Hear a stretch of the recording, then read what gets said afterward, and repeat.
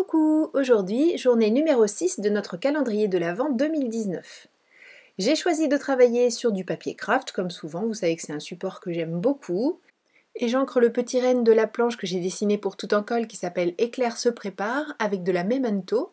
Parce que oui, je vais utiliser les polychromos, mais je vais utiliser aussi la solution de mélange pour crayon de couleur. Et donc, il faut que j'ai une encre qui résiste à ça. Je protège le petit renne avec un masque que j'ai découpé dans du papier de masquage. Alors pour toutes les questions techniques entre guillemets pour les personnes qui ne connaissent pas, vous avez toutes les infos dans l'article du blog qui correspond à cette vidéo et le lien vers l'article vous l'avez sous la vidéo. Ça faisait un moment que je voulais mettre ce petit éclair au milieu d'une forêt de bouleaux. C'est ce que je vais essayer de faire aujourd'hui et pour ça j'ai pris de la peinture Paper Arty, une brosse, un vieux pinceau, c'est une brosse très raide. Donc elle a les poils assez courts et ils sont vraiment très raides, ce qui me permet d'utiliser de la peinture assez sèche.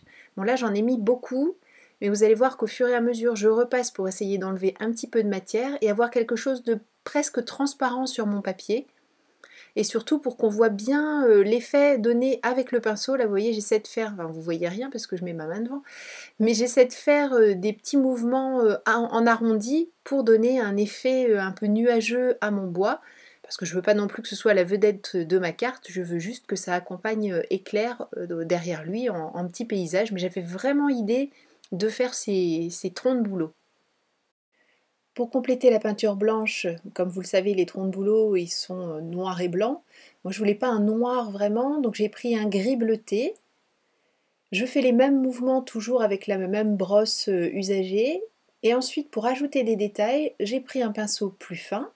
Je prends une peinture que je fais de manière un peu plus marquée. Alors je vous rassure, pour le moment ça paraît même trop marqué, trop régulier, mais je vais faire en sorte d'éviter tout ça en retravaillant là où j'ai déjà ma peinture grise avec un petit peu d'eau pour essayer d'estomper et ne garder les parties vraiment marquées que sur le blanc. Bon, c'est un premier essai, hein, j'avais jamais tenté ni sur du papier comme ça, ni format carte, enfin bon. C'est pas trop mal, mais à refaire, à travailler un peu mieux peut-être. Mais j'avoue que je suis quand même assez contente du résultat sur la carte finale. Bon, c'est l'hiver, hein. Éclair se retrouve donc sous la neige. J'ai sorti un tampon de fond que j'ai acheté il y a très longtemps et que je n'avais encore jamais utilisé, honte à moi. Alors, il fait un fond petit point très régulier, trop pour de la neige. Alors je complète avec le tampon de fond Crazy Little Craft, le mini fond numéro 2. Pour poser éclair sur quelque chose, je réalise un fond, une base enneigée aussi, toujours avec l'encre Yeti, un doigt mousse, et puis l'effet nuage, le masque de chez Tout en Colle. Et vous verrez à la fin que ça ne me plaît pas suffisamment, donc je vais compléter tout ça pour essayer de l'arranger et lui donner un air un peu plus neigeux. Pour la mise en couleur, comme je vous l'avais dit, ce sont les polychromos. Alors là, c'est pour vous montrer les bienfaits de la solution de mélange pour crayon de couleur. Bon, là, je travaille encore à peu près correctement mes ombres.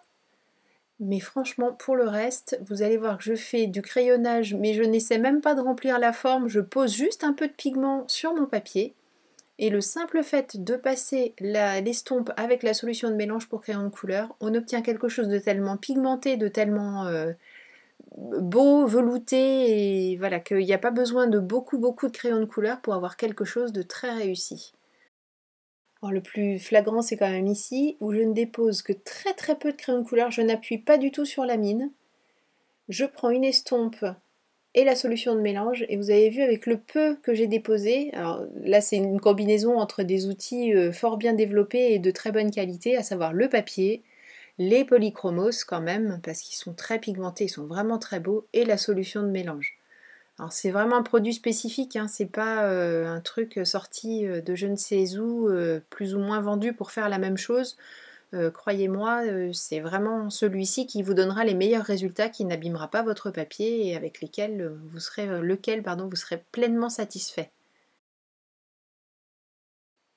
Comme je vous le disais tout à l'heure, la base neige ne me plaît pas beaucoup, donc je vais juste ajouter des petites ondulations par-ci par-là pour vraiment souligner l'effet neige de ce fond, enfin de cette base, et pour ça j'utilise un Posca blanc.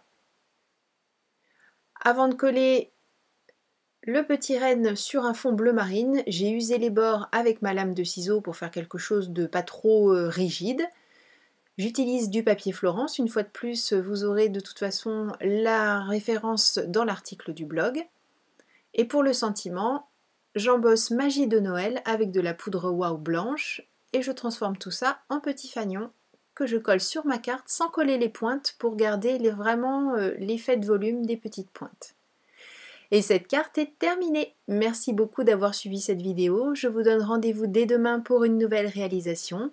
Et d'ici là, prenez bien soin de vous, créez et partagez. Gros bisous, bye bye.